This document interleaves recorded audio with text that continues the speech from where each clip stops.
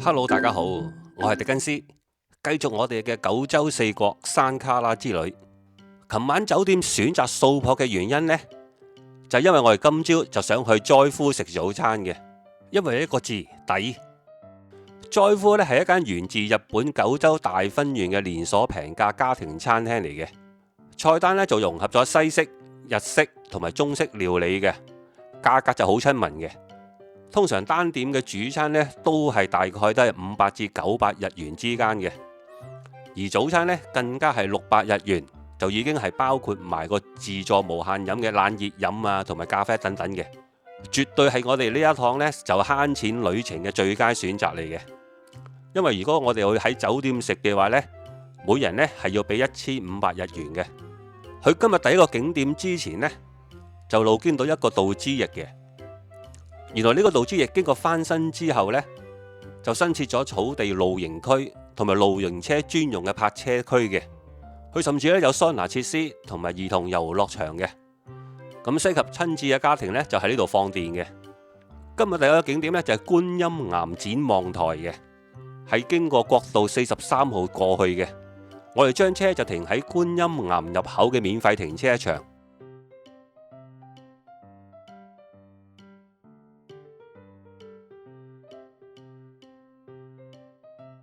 之後咧就經步道上到一個 T 字路口，我哋可以先向左邊行，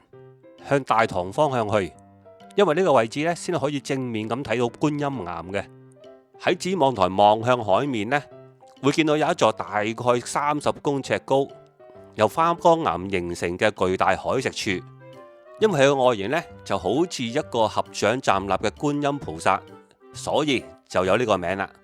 古時流傳住一個神秘傳說啦，就話呢一座岩石咧喺夜晚嘅時候就會發光嘅，可以指引沖繩同埋本土航行嘅船隻嘅。之後呢，我哋可以沿路行翻落去 T 字路口位，向右邊嗰邊繼續行。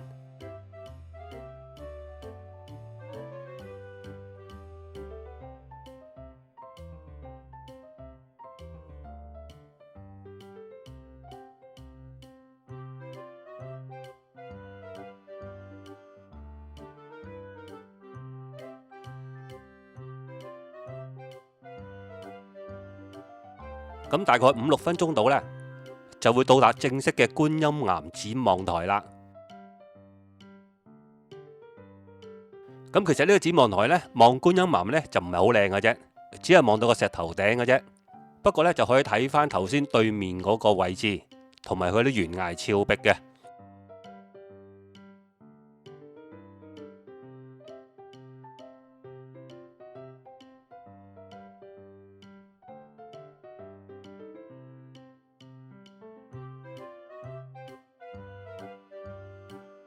欣賞完觀音岩之後呢，下一個呢就係今日嘅重點景觀啦，就係龍寸海岸。龍寸海岸呢，就係位於高知縣土佐清水市嘅地質景觀海岸嚟嘅，屬於竹接宇和海國立公園嘅核心區域。呢度係1970年呢就成為日本第一個海中公園嘅。整座海岸呢，因為佈滿咗受到波浪、潮風強烈侵蝕而成嘅奇岩怪石，所以咧就被譽為大自然嘅天然地質博物館。海岸咧主要由1700萬至2000萬年前形成嘅砂岩、泥岩層所組成嘅，經過長年累月嘅風化同埋海蝕，就呈現出極具科幻感嘅蜂窩狀岩基嘅。經過步道咧就可以踩上去，外形咧就好似一支支竹延伸向海嘅岩石，感覺咧就非常之震撼嘅。呢個地方咧就係值得一遊嘅。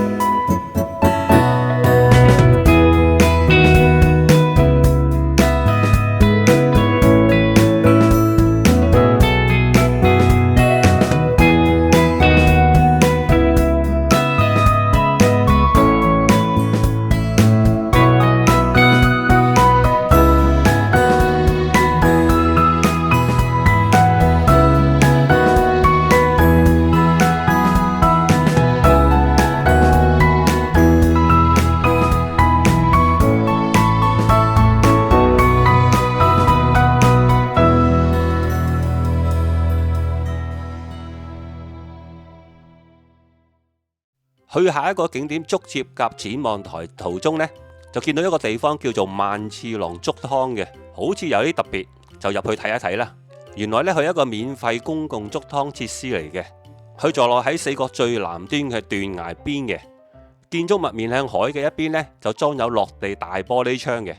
遊客呢，就可以一邊浸腳，一邊就望落去下低一個海蝕洞、白山洞門，非常之寫意。館內咧就設有毛巾販賣機嘅，所以你兩手揈揈咧都可以嚟輕鬆享受下竹湯嘅樂趣噶啦。浸過竹湯之後呢，就到達咗竹節甲展望台嘅停車場。原本呢，就打算經過步道呢，就去個燈塔度嘅，不過呢，由於個雨勢咧越嚟越大啦，所以呢，都係由展望台遠距離睇一睇就算啦。今晚呢，就喺410市內嘅酒店住宿嘅。咁會連續住2晚嘅，咁間酒店嘅房間呢都唔錯嘅，相當之整齊，而整體呢間酒店呢嗰個設施呢都幾新淨嘅，咁價錢嚟講呢相對地都叫合理嘅。今晚晚飯呢就會食拉麵嘅，我哋揀選咗一間喺網上評語唔錯，名叫丸源嘅拉麵店。佢雖然係一間日本大型連鎖嘅餐廳，但因為410市內嘅中午同埋深夜用餐嘅選擇咧就相對較少嘅，而呢間店憑住佢哋嘅穩定嘅品質、高 CP 值，所以就成為咗當地受歡迎嘅人氣餐廳。其中一碗食品呢，鐵板蛋炒飯係店內嘅超人氣副餐嚟嘅。當個炒飯送上嚟嘅時候，店內嘅職員呢就會喺個鐵板上呢就即場淋上生嘅蛋汁嘅。咁顧客咧需要自己去攪勻個炒飯啦。咁好多評論都表示咧，唔單止好食，而且就兼具娛樂性同埋焦香味嘅。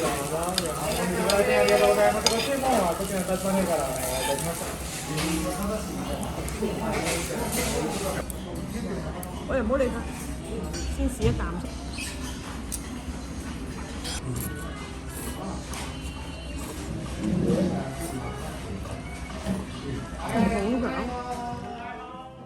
410市呢一向呢都比較多雨水嘅，